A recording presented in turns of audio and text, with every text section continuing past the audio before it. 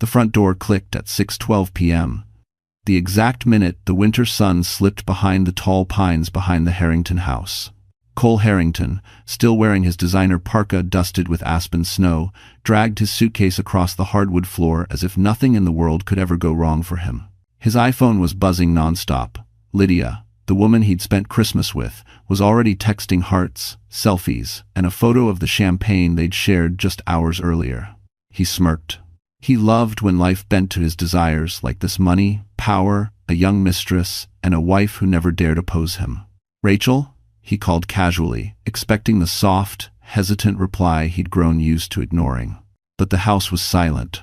Not the peaceful silence of a warm home, but the cold, hollow kind, like everything inside had stopped breathing. He stepped into the living room. The Christmas tree stood in the corner, but the lights were unplugged. No leftover wrapping paper. No toys on the rug. No smell of cinnamon candles Rachel always lit during the holidays. A wrongness hung in the air. "Rachel?" he repeated, louder now. His voice echoed back at him. He reached the kitchen and froze. On the marble island was a single manila envelope, his name written in Rachel's delicate handwriting. Beside it lay Noah's favorite stuffed fox, the one their 5-year-old son never slept without. Cole's stomach tightened for the first time in years. He opened the envelope, slowly, carelessly at first.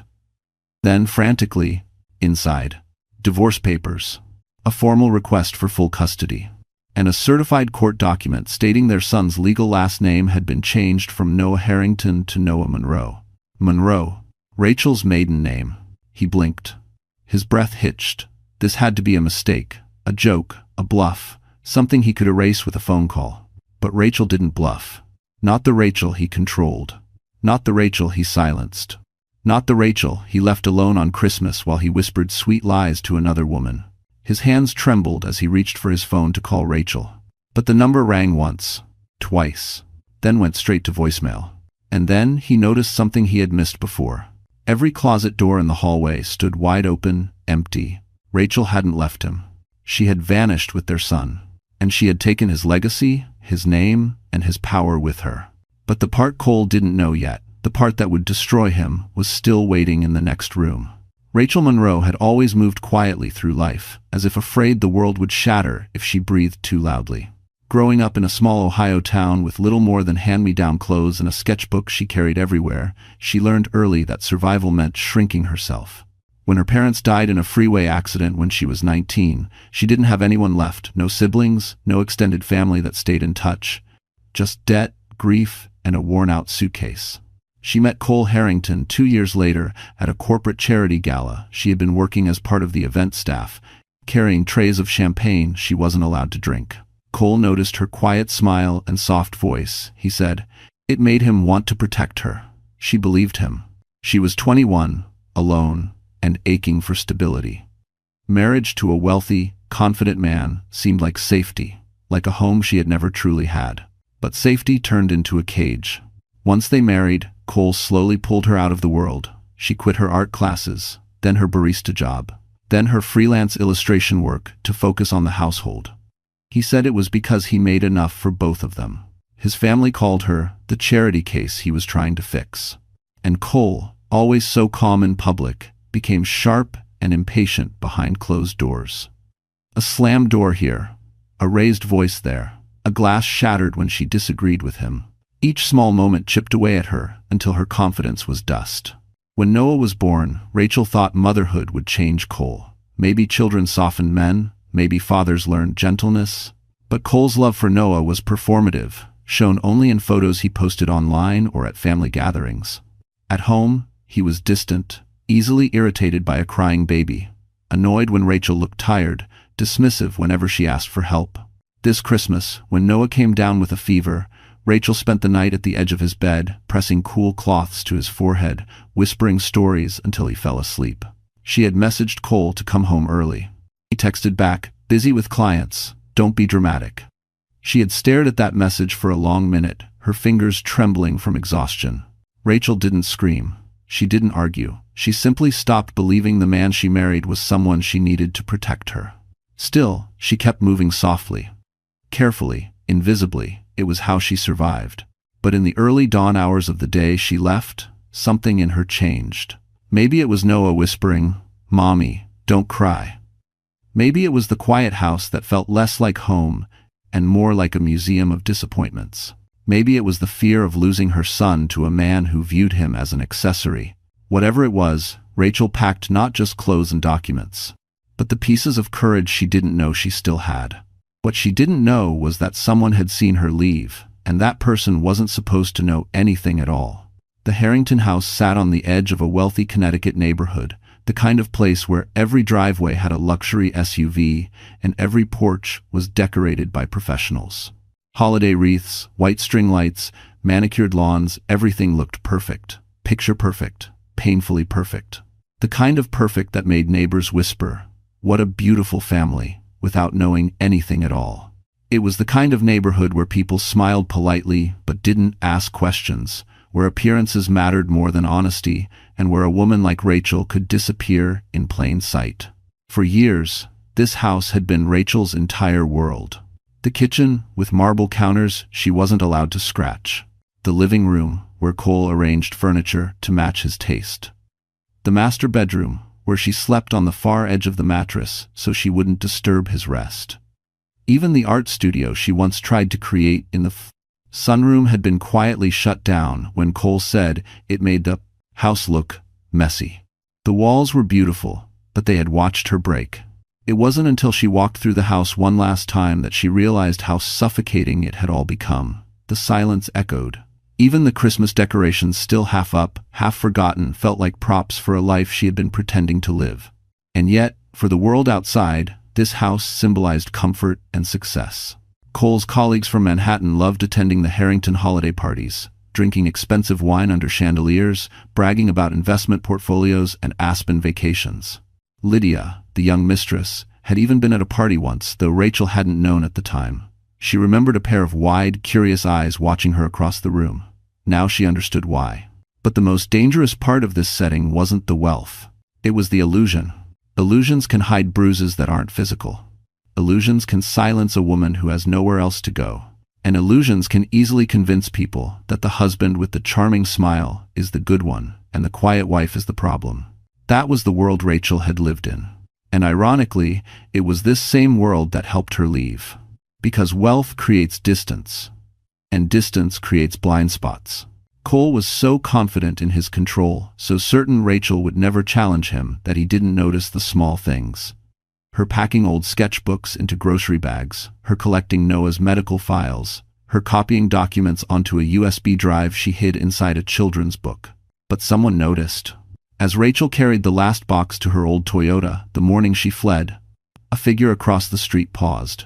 Dr. Adrian Wells, who lived 3 houses down, was loading gym bags into his car. He wasn't trying to snoop, he simply saw what no one else cared to see. Rachel wasn't carrying Christmas donations or storing decorations. She was leaving, alone, with a child half asleep in her arms. And Adrian, who had lived his own version of silence and heartbreak, felt something twist sharply in his chest. He didn't say a word that morning, but he would become the one person Cole never expected her to have. Cole Harrington had perfected the art of double living. To the outside world, he was the disciplined CFO with the icy control of a man who always calculated 5 steps ahead. His colleagues admired his precision, his ability to talk numbers like poetry, and his spotless suits that matched the polished marble floors of his Manhattan office. His family praised his leadership, his decisiveness, his clean image. They called him the future of the Harrington legacy.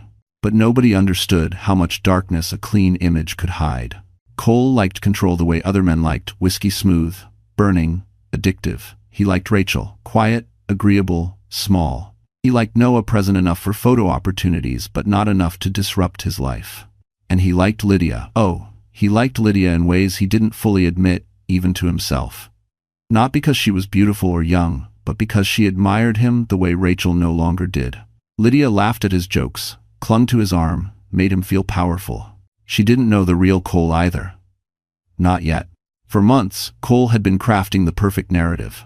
A devoted husband trapped with a fragile wife who couldn't handle stress.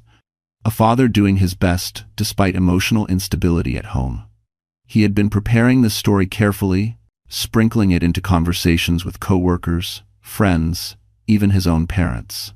He wanted people to believe Rachel was unraveling, because if things ever went wrong, he needed a villain, and it couldn't be him. Lydia had no idea she wasn't the only one being manipulated. The Aspen trip was supposed to be flawless, a winter fantasy with fireplace kisses, hot chocolate, and a luxury suite overlooking the mountains. Lydia thought it meant he was serious about her. Cole thought of it as a reward for himself. A small celebration before he set a bigger plan in motion back home. Because Cole didn't just want freedom from Rachel. He wanted Noah. Not out of love, out of legacy. A Harrington son meant status, tradition, power, and Cole refused to let Rachel ruin Noah with her softness and independence. He'd even told Lydia one night, while swirling a glass of old scotch in their suite, "Noah needs a stronger environment. Once things are settled, he'll spend more time with me. It's better for him." Lydia, too inexperienced to hear the warning, had simply nodded. What Cole didn't know, what he couldn't have imagined, was that Rachel had already seen the messages confirming his intentions. She knew he wasn't just cheating, he was preparing to erase her. And while Cole toasted champagne in Aspen, believing his life was aligning perfectly, Rachel made the most terrifying, irreversible decision of her life. The moment he stepped onto the plane home, Cole Harrington believed he was returning to a life he controlled with an iron grip. He had no idea that grip had already snapped. But the real shock wasn't that Rachel left him. It was that someone else besides Rachel already knew how dangerous Cole truly was, and was quietly preparing to stop him. Rachel never imagined her breaking point would happen in a grocery store parking lot, but life rarely breaks where it's convenient. It was December 23rd, 2 days before Christmas, the icy Connecticut wind slicing through her thin coat as she lifted Noah from his car seat. His cheeks were flushed, his little body warm against her shoulder, too warm. She pressed her palm to his forehead. Fever. Again? She checked her phone. No missed calls, no messages from Cole. He had left that morning for a critical year-end meeting in Manhattan. Rachel knew now that it had been a lie. She didn't know he was in Aspen yet, but she felt the lie anyway, like a cold breath across the back of her neck. Inside the store, Noah grew sleepy and clingy. Rachel rushed through the aisles, grabbing children's fever, medicine, and broth, her hands shaking as she pushed the cart. Noah laid his head on her shoulder, whimpering softly. She kissed his hair, whispering, "We're okay, baby. Mommy's here." At checkout, the cashier, a middle-aged woman with kind eyes, glanced at Noah and asked quietly, "Is he sick? You look like you've had a long day, hon." Rachel smiled faintly. "Just a fever. Long week." He was story. The woman bagged her groceries gently, studying her the way only strangers can, recognizing exhaustion without needing the full story. But the moment Rachel stepped outside, her phone buzzed. She froze. A text from a friend who worked at the same company as Cole. Someone who had seen something she wasn't supposed to see. "Are you okay? I think you should see this." Attached was a photo. Cole. In Aspen. Fireplace glowing behind him. A luxury suite. And Lydia tucked under his arm, kissing his jaw. The caption posted by Lydia herself read, "Christmas with my favorite person." For a moment, Rachel couldn't breathe. The world dimmed around her. The photo blurred as tears filled her eyes. Her fingers tightened around Noah, holding him as though he were the only thing keeping her upright. She didn't scream. She didn't collapse. She simply stood there, letting the truth wash over her like ice water. He wasn't at a meeting. He wasn't working. He chose someone else on Christmas. And he chose to leave her with a sick child. A car pulled up nearby, its headlights spilling across the pavement. The driver was Dr. Adrian Wells. He had stopped by the store after his shift, still in navy scrubs, exhaustion written across his face. He noticed Rachel first, how still she was, how Noah clung to her, how the wind pushed against her as if she might break. Then he saw her eyes. Shattered, silent, wide with a kind of grief he recognized. "Rachel?" he asked carefully. "Are you okay?" She blinked, a single tear sliding down her cheek. "Not really," she whispered. Adrian stepped closer, not touching, not prying, just offering presence, the kind that doesn't need explanation. And it was in that parking lot, under flickering streetlights and a broken sky, that the first person finally saw Rachel's pain, and didn't look away. The night after the grocery store incident felt heavier than any night Rachel had lived through. Snow pressed against the windows, the kind that blanketed the world in silence, as if begging her to finally listen to her own heart. Noah lay asleep on the couch, wrapped in a soft blanket, his fever dropping slowly after medicine and warm soup. Rachel sat beside him, one hand on his small back, feeling each rise and fall of breath like a fragile promise she needed to protect. But her mind was far from calm. She kept replaying the picture Cole in a luxury suite, holding Lydia with the same arm he once wrapped around her. The words, "Christmas with my favorite person," carved themselves into her memory like a wound that wouldn't clot. Every inhale hurt. Every exhale felt stolen. She thought she had already hit rock bottom in her marriage, but now she realized what true betrayal looked like. Not the affair itself, she had sensed that long before the photo. No, the real betrayal was that he left her alone with a sick child on Christmas and felt nothing. At 2:07 a.m., Noah stirred and whimpered, reaching out. Rachel pulled him into her lap, rocking him gently. Her tears landed softly on his hair. She whispered, "I'm sorry, baby. I'm so sorry." Not because she caused the pain, but because she had stayed with a man capable of it. Her phone buzzed on the coffee table. She flinched. A message from Cole. "Forgot to tell you, we're extending the trip. We'll be back after Christmas Eve. Take care of Noah." Take care of Noah. As if Noah wasn't his. As if parenting was optional. Rachel stared at the message until her eyes blurred. She realized, with terrifying clarity, that if something happened to her, if she got sick or injured or simply couldn't protect, Noah Cole would swoop in and twist the narrative. He would claim she was unstable, overwhelmed, unfit, and with his status, his wealth, his carefully built reputation, people would believe him. That was the moment something snapped. Not a loud snap, not a dramatic collapse.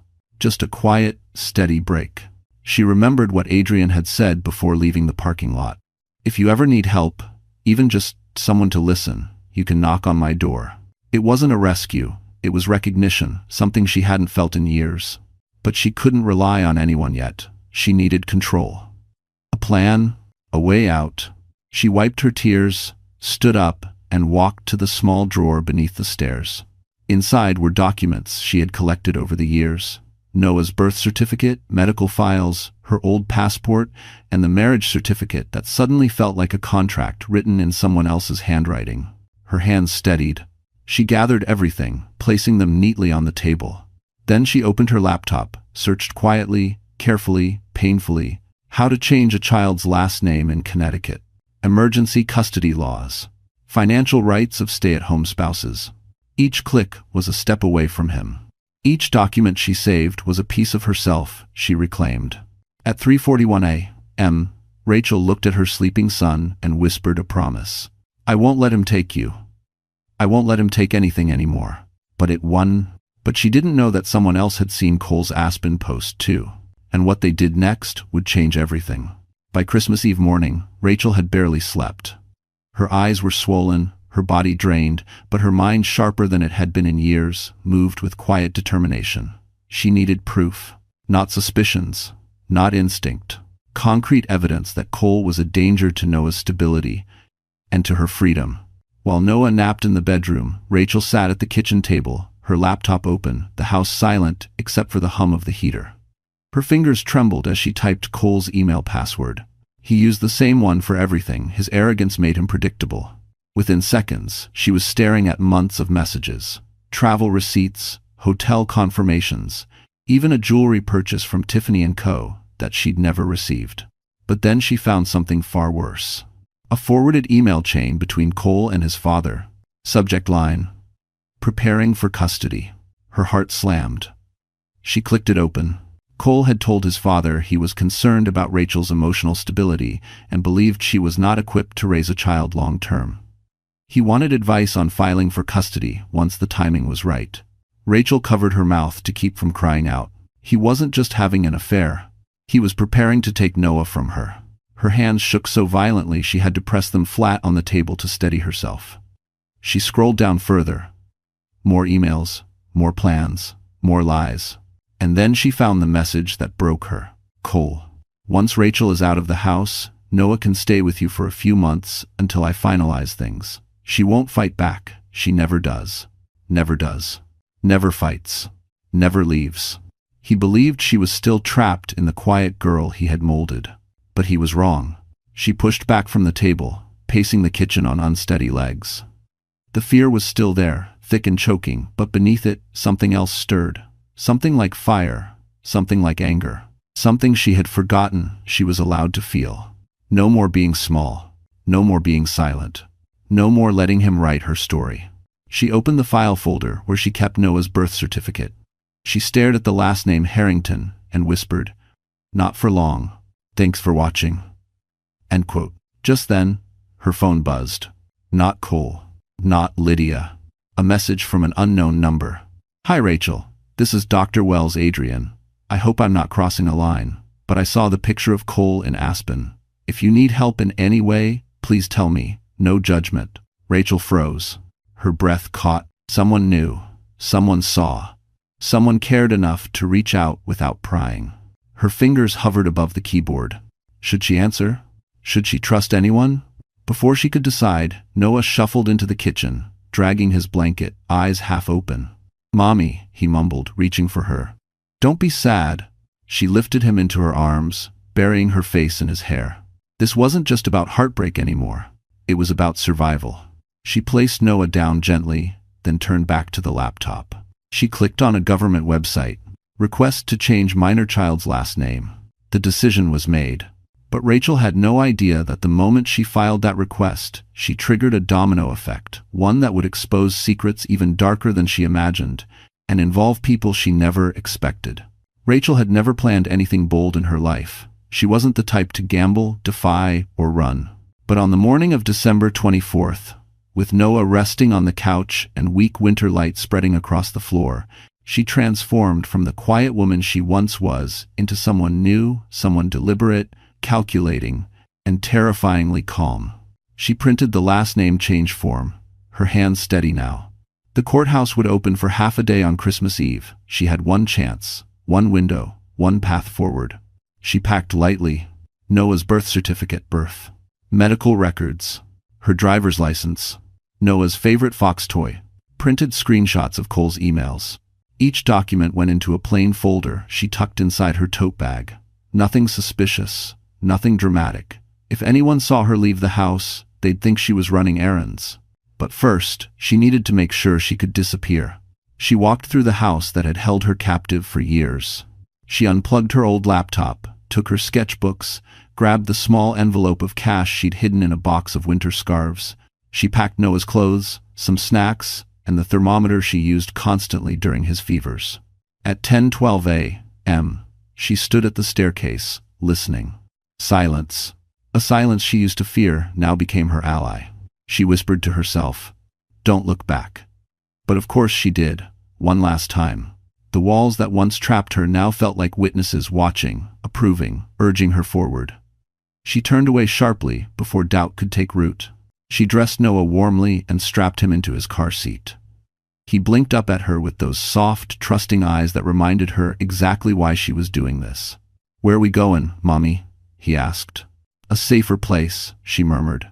She drove the back roads, avoiding the main streets where Cole's family might see her.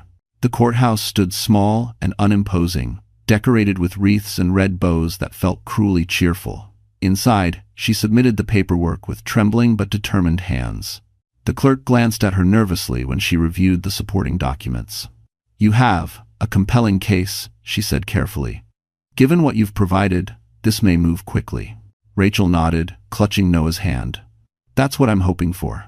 By noon, the petition was officially filed. She stepped outside, the cold air hitting her like clarity. Snowflakes drifted around her, melting against her cheeks, a strange blend of winter and relief. But as she walked toward her car, she noticed something that made her pause. A black Mercedes SUV, Cole's father's car model, rolled slowly past the courthouse. Not fast, not careless, slow, as if watching. Rachel's heart slammed. Did they know she'd filed something? Were they tracking her? Had Cole's family already begun their own move? She pushed Noah into the car and buckled him quickly, glancing in every direction. Her breath came fast and shallow. Then her phone buzzed. A message. From Adrian. "Are you somewhere safe?" Her fingers tightened around the phone. Because suddenly, Rachel wasn't sure. And the danger she thought she'd escaped might have been following her all along. Rachel didn't drive straight home after seeing the black Mercedes. Home no longer felt like a destination, it felt like a risk. So instead, she pulled into a quiet public library parking lot, a place few Harringtons would ever think to step foot in. Noah slept in the back seat, his small chest rising and falling softly. For a moment, watching him, she found the courage she needed to breathe again. She checked her phone. Adrian's text still glowed on the screen. "Are you somewhere safe?" Her instinct screamed to ignore it. She couldn't bring anyone else into the storm she was navigating, not even someone who had shown her unexpected kindness. But something about the sincerity in his question tugged at her. It reminded her of a world beyond fear, a world where people cared without wanting control. Still, she typed nothing. Instead, she opened a new tab on her phone and searched short-term rentals in Connecticut, no credit check. Shelters for women with children. Freelance illustration, jobs remote. Every search felt like a small strike against the life Cole had built around her. But survival required more than a new roof. She needed money. She needed mobility. She needed to stay invisible long enough for the name change to finalize. She reached into her tote bag and pulled out the envelope of cash she'd saved secretly over the years, tiny amounts she hid whenever Cole gave her grocery money. It wasn't much, maybe a few hundred, but it was hers, and it had to be enough. Still, she needed one more thing, a place Cole would never think to look. Her eyes drifted to Noah's backpack on the floor. Inside was a children's book, one she often used to hide documents. But today, she reached past it and took out something she hadn't considered in years. An old business card from an art studio owner she once interviewed with before Cole convinced her she didn't need a job. The studio was 50 minutes away. She dialed. "Hello?" a warm voice answered. "Hi, this is Rachel Monroe. I don't know if you remember me, but..." "Oh, Rachel, yes, of course. Are you okay? You sound shaken." Rachel swallowed. I need work. Anything. And maybe a corner to set up for a few days." There was a pause, not suspicious, compassionate. "Come by," the woman said. "Right now, we'll make space." Hope flickered, small but alive. She started the car. But as she pulled out of the parking lot, her phone buzzed again. Another message. Not from Adrian. Not from anyone she wanted to hear from. It was Cole. "Rachel, where are you? Stop playing games. I'm coming home early." Her blood went cold. He was coming back. Earlier than planned. Earlier than she had prepared for. She pressed her foot harder on the gas, every nerve blazing with urgency. She had hours, maybe less, before he discovered the paperwork, the empty drawers, the quiet rebellion she had built piece by piece. But what Rachel didn't know was that Cole wasn't the only one heading toward the house. Someone else had been watching the Harringtons for far longer than she realized. By the time Rachel reached the Harrington house again, snow was falling harder, coating the driveway in a thin, glassy sheet. She didn't want to go inside, but she had no choice. She had to leave proof. Proof that she wasn't abandoning the marriage in madness, but escaping it with intention. Proof that Cole's narrative would not be the one etched into the court's memory. Noah slept peacefully in the back seat. She whispered, "Stay right there, sweetheart," kissed his forehead, and stepped out into the cold. Every step toward the front door felt heavier. Every breath tasted like fear and freedom at the same time. Inside, the air was still. The tree lights were unplugged, just as Cole left them. The suitcase he had thrown onto the floor lay untouched. His scent, expensive cologne, and silent cruelty lingered faintly. Rachel moved quickly. On the kitchen island, she laid out 3 things. The divorce papers signed by her, with detailed accounts of emotional neglect. A certified copy of Noah's last name change request, official, documented, irreversible. A handwritten letter, the only one she had rewritten 12 times before printing it in her shaking, fragile script. She read it one last time. "Cole, you will read this and think, I'm weak, you always have. But leaving you required more strength than staying ever did. Noah deserves love, not performance. He deserves safety, not strategy. He deserves a home, not a legacy built on fear. You spent years shaping a version of me you could control. But while you were in Aspen kissing someone who isn't your wife, I found the courage to become someone else. Someone who chooses her child over your expectations. Do not contact me unless through legal channels." Do not come looking for us. The law is already involved, and every step you take will be recorded. Your absence this Christmas gave me the clarity I needed. This is the last gift I will ever give you. The truth. Rachel. She placed the letter neatly on top of the documents and exhaled shakily, her breath fogging in the cold, dim room. Then she walked upstairs. The closets were empty, her clothes, Noah's toys, her sketchbooks, the last remnants of a life she once begged herself to keep intact. Only Cole's belongings remained, lined up perfectly like soldiers waiting for orders. Before leaving, she did something she never imagined she'd do. She walked into Cole's office, opened his perfectly aligned drawers, and took photos of every document, bank statements, emails he printed, folders marked private. She saved them to a flash drive and slipped it into her coat pocket. Insurance. For whatever fight he brought next. When she returned to the car, the driveway was darker, quieter. Noah snored softly. His innocence made her eyes sting. She buckled herself in, started the engine, and whispered, "This is the last time we ever call this place home." But as she pulled away, she didn't notice the silver sedan parked a block down, the same one she had seen circling earlier. Its headlights flicked on seconds after she left. Someone was following her, and they had no intention of letting Rachel disappear quietly. Rachel drove through the dark Connecticut backroads with both hands gripping the steering wheel. Snow drifted across the windshield like tiny ghosts, each one blurring the lines of the world she was leaving behind. Noah slept in his car seat, clutching his stuffed fox, unaware of the storm, literal and emotional, raging around him. But Rachel couldn't shake the feeling that the real storm wasn't behind her. It was following her. She checked her rearview mirror for the 10th time in 5 minutes. There it was again. The same silver sedan. Not too close, not too far. Just there, like a shadow refusing to detach. Her chest tightened. She couldn't call 911, not yet. Not until she knew whether it truly was a threat or her trauma gripping her imagination. She didn't want to start a chain of events she couldn't control. Not when everything depended on moving quietly. Just breathe, she whispered to herself. Think. Think. The art studio was 30 minutes away now. Her mind raced through scenarios. Would Cole send someone after her? Would his father? Would Lydia? The Harrington family had money, influence, connections, and a habit of making problems disappear. But they underestimated Rachel. They always had. A turn was coming up, a sharp right that led toward a small gas station perched on the outskirts of town. She flicked her blinker. The sedan flicked theirs too. Her pulse spiked. She pressed harder on the gas and made the turn quickly, the tires crunching over the icy asphalt. The sedan followed, maintaining the same slow, deliberate distance. 10 minutes later, she pulled into the gas station, pretending to need fuel. She parked near the pump, turned off the engine, and kept her eyes fixed on the mirror. The sedan pulled in. At the far end of the lot, engine running, headlights dimmed. Watching, her heart pounded so loud she feared it would wake Noah. She reached for her phone with trembling fingers, not to call Cole, never him, but to text the only person who had reached out without asking anything in return. She typed quickly, "Adrian, I think I'm being followed." Her finger hovered over the send button. She hesitated. Trust was a fragile thing. She wasn't used to having it.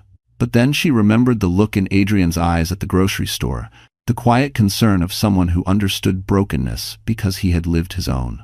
She hit send. Almost instantly, the typing dots appeared. "Adrian. Where are you? Stay in your car. I'm coming." A shaky breath left her lips. Relief mixed with fear, because even if Adrian reached her, even if he believed her, even if he helped her, what if the danger wasn't outside? What if it was closer? The sedan's door opened. A figure stepped out, tall, broad-shouldered, wearing a hooded coat, moving toward her car, slowly, deliberately. Rachel's blood turned to ice. She locked the doors, grabbed Noah's hand instinctively, and whispered, "Please, God, not now."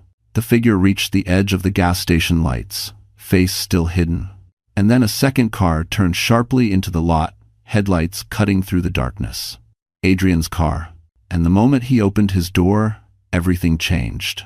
Adrian's car hadn't even come to a full stop before he stepped out, the freezing wind whipping his coat behind him. His eyes locked instantly onto Rachel's car, her terrified face illuminated by the dim gas station lights, and then onto the hooded figure moving toward her. "Hey!" Adrian shouted, his voice sharper than Rachel had ever heard. "Back up!" The hooded man paused mid-step. For a second, no one moved. Snow fell in slow motion, collecting on the shoulders of all three adults like a layer of dread. Rachel clutched Noah's tiny hand, her chest squeezed so violently she thought she might faint. Every cell in her body screamed danger.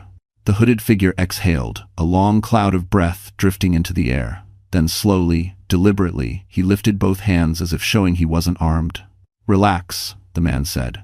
His voice was low, steady, strangely familiar. "I'm not here to hurt her."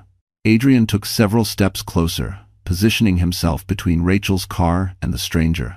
"Then what the hell are you doing following her through back roads at night?" Rachel's heart hammered as the man reached up and lowered his hood. Her stomach dropped. It wasn't Cole. It wasn't Cole's father. It wasn't a Harrington family spy. It was Evan Price, a quiet analyst who had worked under Cole at Harrington and Steele for years. Evan was known for being timid, overworked, and invisible. She had seen him once at a corporate fundraiser, standing alone near the bar. "Evan?" Rachel whispered through the cracked window. Why are you following me?" Evan looked exhausted, eyes red, cheeks windburned, coat dusted with snow. He swallowed hard. "Because you're in danger, and because I couldn't stay quiet anymore." Adrian studied him carefully. "Explain. Now." Evan glanced around the empty lot, then stepped closer, but not too close. He looked at Rachel with something that resembled fear and guilt intertwined. "I saw the emails," he said. "All of them. Cole's plans, his father's involvement, the custody strategy, the lies he's spreading about you at the firm." Rachel's pulse stuttered. "You read his emails?" Evan nodded. "I wasn't trying to spy. Cole sent one to the wrong chain last month. He panicked, yelled at me, made me delete it, but I saved a copy on a private drive. I've been afraid of him for years, Rachel. He destroys people quietly. Careers, reputations, families." Adrian's fists clenched. "Why follow her? Why not call?" "Because Cole knows you left," Evan whispered. "He landed early. He went home and saw the documents. He called his parents. They're furious. They're mobilizing everything. Lawyers, private investigators." He swallowed. "He's coming for Noah, tonight." Rachel's breath caught like a knife to the chest. Evan continued, voice breaking now.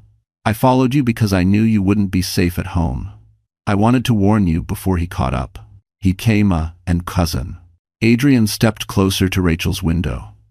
"Open the door," he said gently. "You're not driving anywhere alone. Not tonight." Rachel unlocked the door with trembling fingers. Noah stirred awake, whispering, "Mommy?"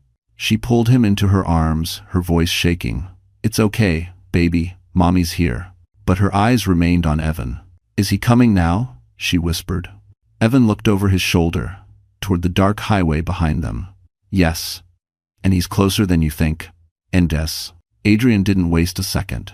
He moved with the sharp, decisive energy of a man who'd faced emergencies before, just never one like this. "Rachel, get into my car," he said firmly. "I'll drive."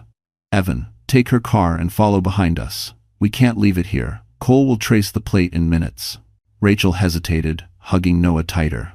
"But, Rachel," Adrian said softly, meeting her eyes, "you're not safe in that car. You and Noah stay with me." End quote.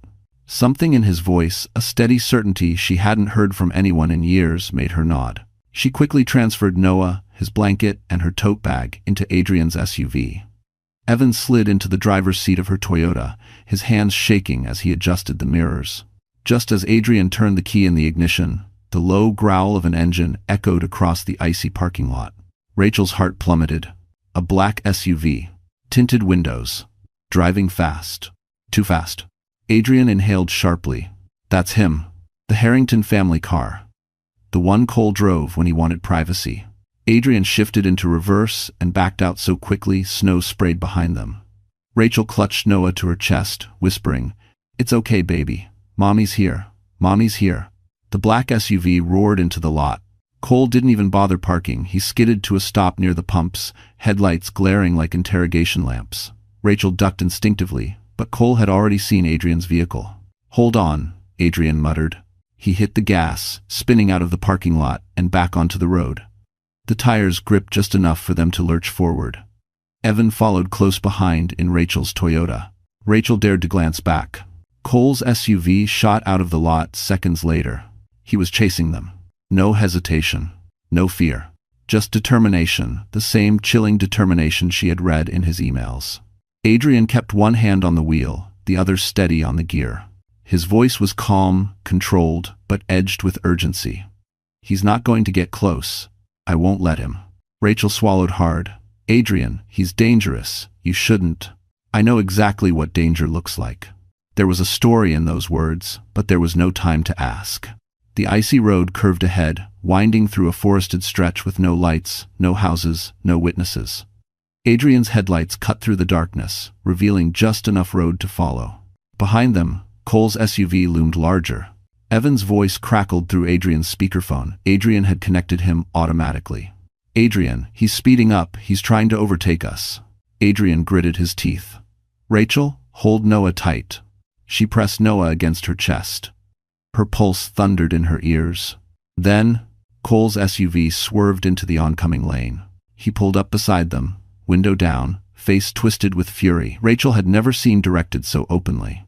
He shouted something she couldn't hear, but his eyes said everything. "You will not take my son." Adrian's jaw tightened. "He's trying to force us off the road." The SUV jolted as Cole edged closer, metal nearly scraping metal. "Adrian," Rachel gasped. But Adrian wasn't panicking. He was calculating. "Evan," he said sharply, "when I brake, you cut in behind me. Block him." "What?" "Adrian, I'm not." "You can do it. Trust me. It's mine." Rachel clenched the door handle so hard her knuckles whitened. Cole swerved again, harder this time. Adrian slammed the brakes. Everything lurched. Rachel's scream caught in her throat. Evan's car shot forward, sliding perfectly between Adrian's SUV and Cole's, forcing Cole to brake violently to avoid collision. For a split second, the world went still. And that moment of stillness was all Rachel needed to realize. Cole wasn't going to stop. Not until he had Noah in his hands again. And not until he destroyed her completely. Evan's sudden maneuver bought them precious seconds, but seconds were all they had. Adrian hit the gas as soon as Cole's SUV jerked backward, the tires spinning over the icy asphalt before finally gripping. Rachel held Noah so tightly he whimpered, but she couldn't loosen her arms. Not tonight. Not while Cole's rage clawed at their rear window like a monster, refusing to be left behind. Adrian's voice was deep, steady. "We're almost at the turnoff. There's an old maintenance road coming up. He won't know it exists." "How do you know?" Rachel whispered. "Because I used to take it when I lived out here. Trust me." His confidence was the only thing keeping her from falling apart completely. Behind them, Cole recovered faster than anyone expected. His SUV swerved violently, straightening with a growl of the engine. Headlights flared. He was coming again. Faster. More reckless. More desperate. Evan's trembling voice crackled through the speaker. "Adrian, he's accelerating. He's going to try to pass both of us." Adrian's jaw tightened. "Not if I make the turn before he sees it." Rachel shut her eyes, whispering, "Please, please." Then she felt it, Adrian slowing, but only barely. His hands tightened around the wheel as he scanned the trees. Finally, he spotted it. A narrow, nearly invisible break in the forest line, buried under snow. "Hold on," he warned. He yanked the wheel right. The SUV lurched violently onto the maintenance road, bouncing over frozen ground. Branches scraped the sides like skeletal fingers. Rachel braced Noah's head against her shoulder as the car rattled forward. Evan followed, skidding more than turning, but he made it in behind them. Cole didn't. His SUV shot past the opening at full speed, headlights cutting a straight, furious path down the main road. He hadn't seen the turn. At least not yet. Adrian cut the headlights. If he circles back, he won't spot us. They coasted deeper into the trees until the road curved behind an old, abandoned utility shed. Adrian eased the SUV to a stop, chest heaving slightly for the first time. Silence. Darkness. Breathing. Snow ticking softly on the windshield. Rachel finally let out a shaky sob, not from fear, but from the shock of still being alive. Adrian turned to her gently. You're safe for the moment, but we can't stay here long. And Sharoness. Evan pulled up behind them and stumbled out of Rachel's Toyota, slipping on the ice as he ran to Adrian's window. I think he's turning around. He realized we're gone. Rachel's lungs tightened. Adrian stepped out, running a hand through his hair as he surveyed the road. We need to move again. But not the studio. Cole will search every place you've ever been. Rachel's voice cracked. Then where? Adrian hesitated. Just a second. But Rachel caught it. He did have somewhere in mind. Somewhere safe. Somewhere Cole couldn't reach. My place, Adrian said finally. Off-grid, no cameras, no records. He won't find you there. Rachel's breath caught. She didn't want to trust him. She wasn't ready to trust anyone. But right now, trust was the only thing standing between her and the man who wanted to erase her existence. Adrian opened the back door and met her eyes with steady calm. Come with me. I'll keep you both safe. And 40. And as Rachel stepped out into the freezing night, Noah clinging to her, she realized running had only been the beginning. The real fight was about to start. Adrian's off-grid cabin sat deep in the woods, accessible only by a winding gravel road covered in snow. By the time they reached it, Rachel's nerves felt like frayed wires, ready to snap. The small wooden house glowed with a single porch light, warm, steady, nothing like the cold perfection of the Harrington estate. Instead of marble floors, it had cedar walls. Instead of harsh silence, it offered quiet safety. Adrian carried Noah inside while Rachel followed, trembling but trying to stay composed. The moment she crossed the threshold, heat from the fireplace wrapped around her like a blanket she didn't know she needed. You can sit, Adrian said softly. You're safe here. Safe. The word almost broke her. Noah stirred in Adrian's arms, blinking sleepily. Adrian handed him gently to Rachel, careful not to startle either of them. Evan locked the door behind them, double-checking the windows as if expecting Cole to burst through the trees at any moment. Rachel sat on the couch, holding her son, watching flames dance in the fireplace. Her mind was still racing, Cole's SUV swerving, the hidden road, the way he shouted through the window. She felt the phantom echo of that fear in her bones. Adrian crouched in front of her. You're shaking. If you do miter of that. I'm fine, she lied. You're not, he said calmly, not accusing, just honest. Evan exhaled shakily from near the door. Rachel, I wouldn't have followed you if it weren't serious. Cole, he's been planning this for months. I think his father is helping him. They're ruthless. Rachel tightened her hold on Noah. What does he want? Why now? Why take everything from me? Evan hesitated. Because Cole's upcoming promotion depends on his family image. A messy divorce? A wife who leaves with the kid? That destroys his narrative. And he'll do anything to protect it. Adrian's jaw clenched. Everything he's doing revolves around control. It has nothing to do with love. Not for you, not for Noah. Rachel looked up, tears forming. How do you know? Adrian looked away for a second, pain flickering in his eyes. Because I lived this once. My ex's father tried to take my daughter from me after our divorce. Money makes people dangerous. Devon. Rachel's breath caught. He understood in ways she didn't expect. Evan stepped closer. There's something else. His hands shook as he pulled a USB drive from his coat pocket. This has every email, every document, every unethical thing Cole has done. It could end his career. Rachel stared at it as if it were radioactive. Why give this to me? Because you're the one he's hurting, Evan said. And because I'm tired of being afraid of him.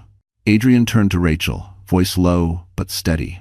With this, we can protect you, but using it means war. Rachel swallowed hard. She had never wanted war. She had never wanted anything but peace. A family, safety, love.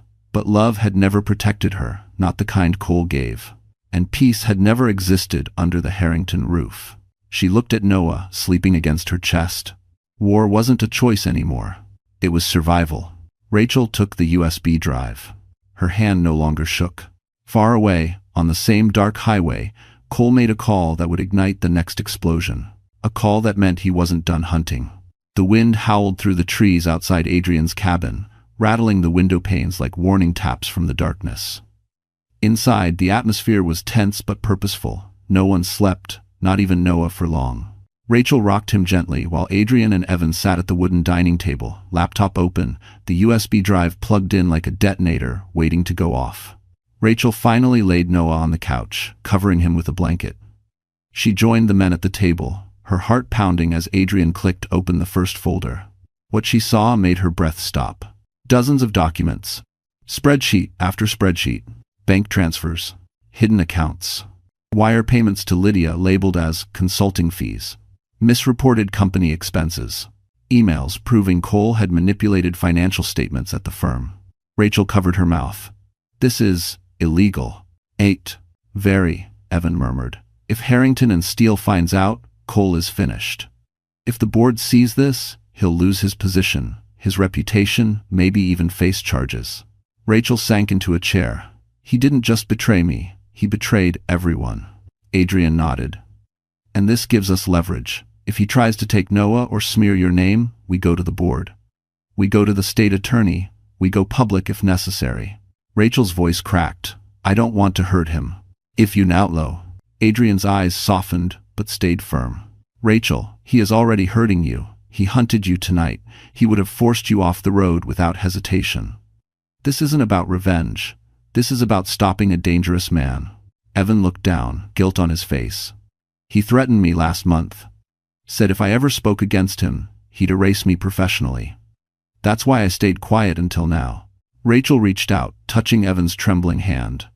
"Thank you for telling the truth. I'd spend." But her gratitude was pierced by fear as Adrian pulled up one final folder labeled Custody Prep. Inside were drafts of statements claiming Rachel was emotionally unstable, prone to episodes, incapable of raising Noah alone. There was even a fake incident report Cole had planned to submit, claiming Rachel once left Noah unattended, something that never happened. Her hand flew to her chest, breath ragged. "He was going to destroy me.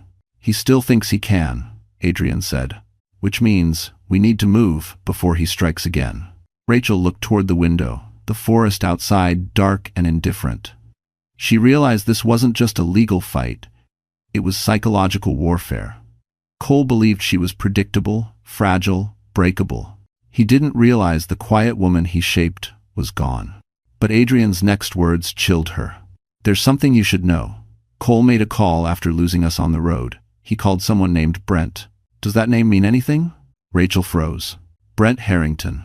Cole's cousin, a private investigator. One who specialized in tracking family matters. Her blood went cold. Adrian continued, "If Cole brings Brent into this, he'll track you. He'll find you eventually. Unless..." "Unless what?" Rachel whispered. Adrian met her gaze with steady resolve. "Unless we strike first." Rachel swallowed. "You mean expose him?" "Not yet," Adrian said. "We need to build something airtight. Something undeniable. And then we make Cole choose. Walk away or lose everything." Rachel looked down at Noah sleeping, small and peaceful. This wasn't a woman running anymore. This was a mother preparing to fight. But across town, Cole received a call from Brent. And the words he heard would turn this battle into an explosion. Cole Harrington stood on the side of the dark highway, snow swirling around him like ash from a burning life he refused to admit was slipping out of his control. His breath steamed in harsh bursts as he held his phone to his ear, pacing beside his SUV with the intensity of a man whose ego had just been publicly wounded. "Brent, tell me you have something," he snapped. On the other end, Brent Harrington, his cousin, a private investigator known for being cold, efficient, and unethical, spoke with unsettling calm. "I traced her phone for a bit. She turned off location services, but before she did, she stopped near a gas station, and then nothing. She went off-grid." Cole's jaw tightened. "She couldn't have gone far." "She's not alone," Brent continued. "I saw another car move with hers, a dark SUV." Cole's blood heated. "Adrian." He spat the name out like poison. "That doctor thinks he can play hero. He's been watching her. I told her he was trouble. I told her..." Brent cut him off. "Cole, listen. Rachel contacted a courthouse today. I'm getting the logs now, but..." A long pause. "She filed something. Because..." Every muscle in Cole's body locked. "What did she file?" "I can't confirm yet." "Find out," Cole barked, voice cracking with rage. There was another pause. It was a petition to change Noah's last name. Cole felt the world tilt. For a split second, his breath froze midair. "My son," he whispered. "She changed my son's name? She filed the request. If it's processed." "I don't care what it takes," Cole growled. "I want her found. She doesn't get to disappear with my child. She doesn't get to erase me." Brent exhaled sharply. "Cole, before you do anything rash..." "Rash? She stole my son. Legally, she didn't." "Not yet, but if you push too hard, you could make this worse. Especially if she has evidence." Cole stopped pacing abruptly. "Evidence? What evidence?" Brent hesitated. And in that hesitation, Cole understood. "She has something," Cole said slowly. "What did she see, Brent?" "I don't know," Brent admitted. "But she took documents from the house. And Cole, someone from your office may have helped her." Cole's stomach twisted. Evan. It had to be Evan. The timid analyst who always stared too long at Rachel during office parties. The one Cole bullied because he was weak. The one Cole underestimated. His grip tightened around the phone. "She won't get away with this. Cole. I mean it. She thinks she can leave me? She thinks she can take Noah? She thinks she can smear my name? I'll take everything from her, before she takes anything from me."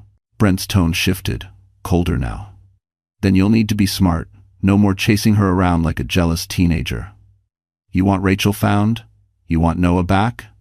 Then let me work." Cole swallowed his fury. "Do it. And Cole, one more thing," Brent added. "Rachel wasn't running blindly. Someone is protecting her." Cole's eyes narrowed. "Who?" "Someone who knows exactly how to dismantle men like us." The line went dead. Cole stared at his reflection in the car window, eyes sharp, face twisted, hands trembling. Someone was helping her. Someone was building a shield around her. Someone was turning Rachel Monroe into a woman he could no longer control. His lips curled into a cold, terrifying smile.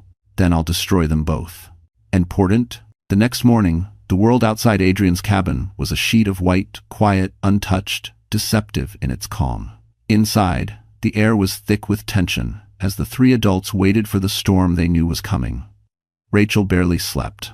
Each time Noah stirred beside her, she jetted awake, convinced headlights would sweep across the cabin windows.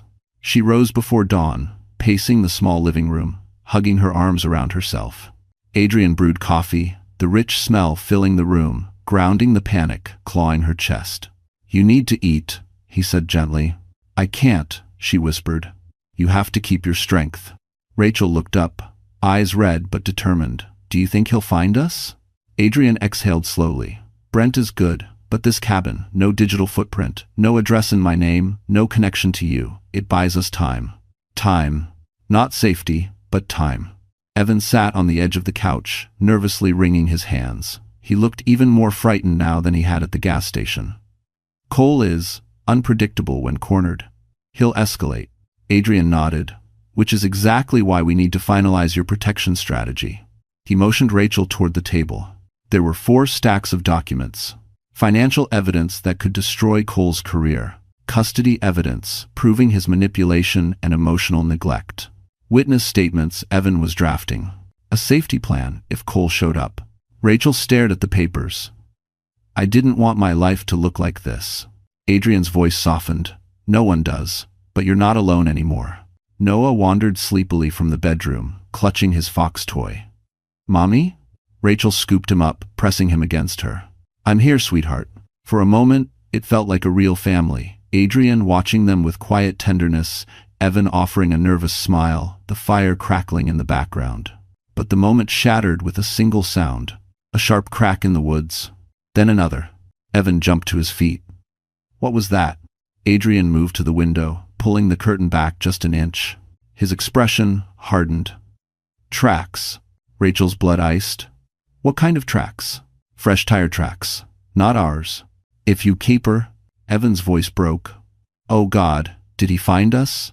Adrian raised a hand. "The car's not visible, but someone stopped near the main road. They walked into the woods." Rachel's knees nearly buckled. "Cole?" she whispered. "No," Adrian said, scanning the trees. "Too light. Cole is heavier. These look like a single person. Could be Brent." Rachel clutched Noah tighter. "Adrian, what do we do?" He stepped away from the window with sudden resolve. If Brent is tracking you, we can't stay here. We have to move you somewhere he can't access, somewhere he'd never think to look. Evan's eyes widened. Where? Adrian hesitated for the first time.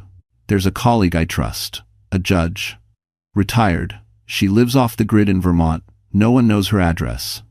And she owes me a favor. Rachel swallowed hard. A judge? Yes. She can help expedite your custody protections. Noah tugged Rachel's sleeve. Mommy, are we leaving again? She kissed his forehead. Yes, baby. Mommy has to keep you safe. Adrian grabbed his keys. Pack everything. We leave in 5 minutes. But before anyone could move, a shadow crossed the window. All three froze. Adrian whispered, barely audible, "We're out of time." For a split second, no one in the cabin moved. Not Adrian, not Evan, not Rachel, with Noah trembling in her arms. The shadow outside clung to the window like a stain, stretching long across the porch. Snow continued to fall, muffling sound, thickening the dread until it felt like the air itself might crack. Adrian raised a finger to his lips, silent. He moved first slow, controlled, every limb coiled with tension. He stepped toward the door, grabbed the fireplace poker with his left hand, and motioned for Rachel to retreat deeper into the cabin. Rachel backed away, clutching Noah, her heartbeat a violent drum in her chest. Evan whispered shakily, "Adrian, what if it's Cole?" Adrian's jaw tightened. Cole wouldn't approach quietly. He'd storm in. He pointed to the window. This one is watching. Rachel felt ice settle in her bones. Brent. Adrian didn't disagree. Another shadow moved across the window, closer this time, more deliberate. Evan panicked, grabbing a frying pan like it was a weapon. Do we call the police? Rachel shook her head instantly. If we call them, they'll run the plates. If Cole's family is involved, they'll know exactly where we are. Adrian glanced back at her, impressed by her clarity despite fear. She's right. We handle this ourselves, but we need to buy time. He approached the door, standing just out of view of the narrow window. Rachel, bathroom, second door on the left. Hide there with Noah. Lock it. Rachel didn't argue. She hurried down the hallway, Noah clutching her neck. Inside the tiny bathroom, she sat on the floor, holding him close. Noah whispered, "Mommy, is it a monster?" Her voice trembled as she kissed his hair. "No, sweetheart. It's just someone who doesn't know they can't scare us." But her hands shook. Outside, the porch creaked under approaching footsteps. Evan let out a soft, terrified gasp. Adrian inhaled, slow and steady. Then he acted. He yanked the door open. The blast of freezing air rushed in, along with a tall figure bundled in a winter coat. Brent's hood fell back as he stumbled forward, clearly not expecting the door to swing open so abruptly. Adrian held the poker raised. "Back up, now." Brent recovered quickly, faster than Adrian anticipated. He straightened, smirked, and lifted both hands casually. "Well," Brent said smoothly, "that saves me some trouble. I thought I'd have to break the door down." Evan's voice cracked. "Brent, leave us alone. If we won." Brent's gaze swept the room and lingered on the hallway where Rachel had disappeared. His smile widened, vicious. "She's here." Adrian stepped between Brent and the hallway. "You're not taking her. Or Noah." Brent laughed softly. "You're a surgeon, Adrian, not a soldier." His eyes flicked to the poker. "And you're outmatched." Adrian didn't flinch. "Maybe, but you step forward, and I guarantee you don't make it to the highway." The tension grew thick, dangerous. Brent shifted his weight, preparing to lunge. Then, the sound of an engine roared outside. Headlights flashed through the window. Tires skidded on snow. Someone else had arrived.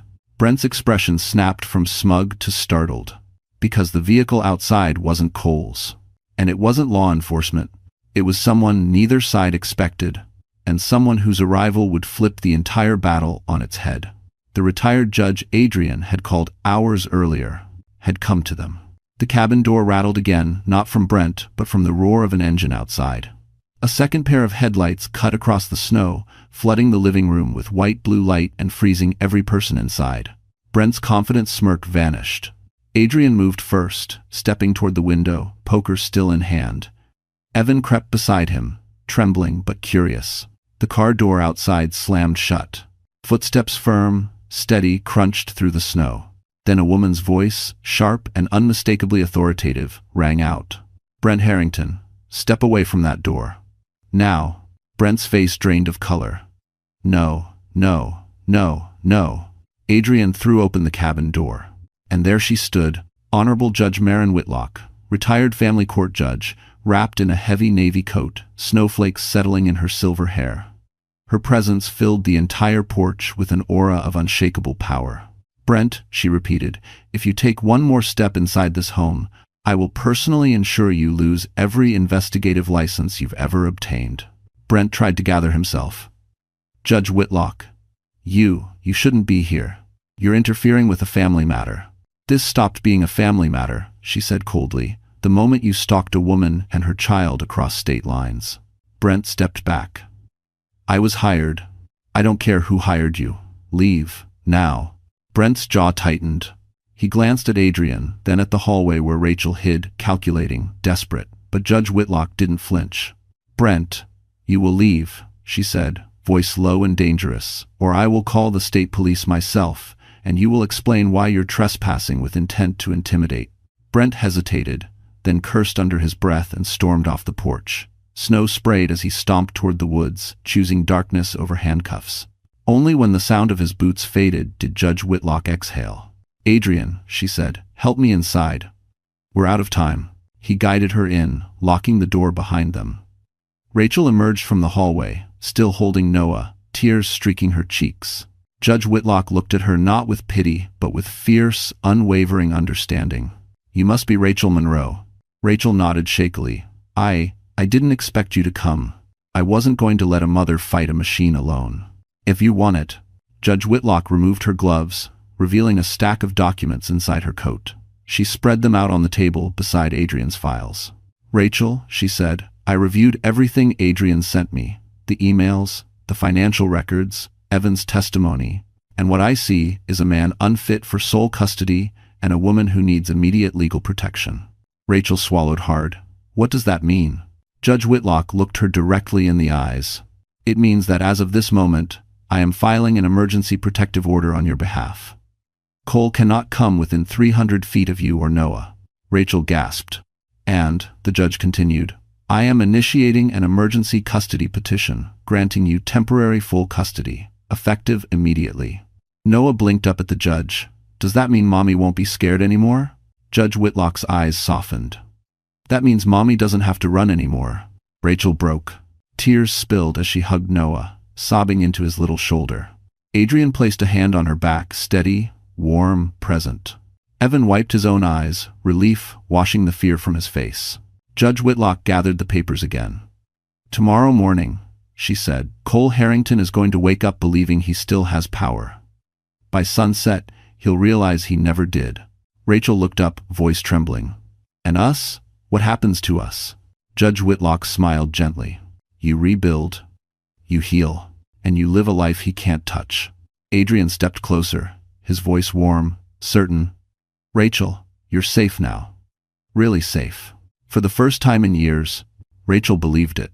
And as snow continued to fall outside the cabin, burying Cole's tracks and his control over her life, Rachel Monroe finally stepped into a future she chose. A future with her son.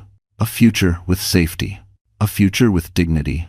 A future with love, waiting patiently beside her. Her story didn't end in escape. It ended in freedom. And just like that, our story closes its final chapter. But hey, you're still here, aren't you? If you stayed until this moment, it means something in Rachel's journey touched a quiet place inside your heart. Maybe a memory, maybe a fear, maybe a hope you haven't dared to say out loud. So let's breathe together for a second and look at what this story is really reminding us. Sometimes life breaks us in the dark before it rebuilds us in the light. Sometimes people we trust show us their truest nature, not to destroy us, but to guide us back to ourselves. And sometimes, like the Stoics said, the obstacle is the way. Every pain becomes a doorway. Every betrayal becomes a mirror. Marcus Aurelius wrote, "You have power over your mind, not outside events. Realize this, and you will find strength." Rachel didn't win because she fought harder. She won because she finally chose herself. Maybe that's why you're still here. Because a part of you knows you deserve safety. You deserve respect. You deserve a life where peace is the default, not the exception. If Rachel's courage stirred something in you, then do me one small favor. Like this video, share it with someone who might need it, and subscribe so you don't miss the next story that could change the way you see your own life. We're here. We're healing, and we're growing together.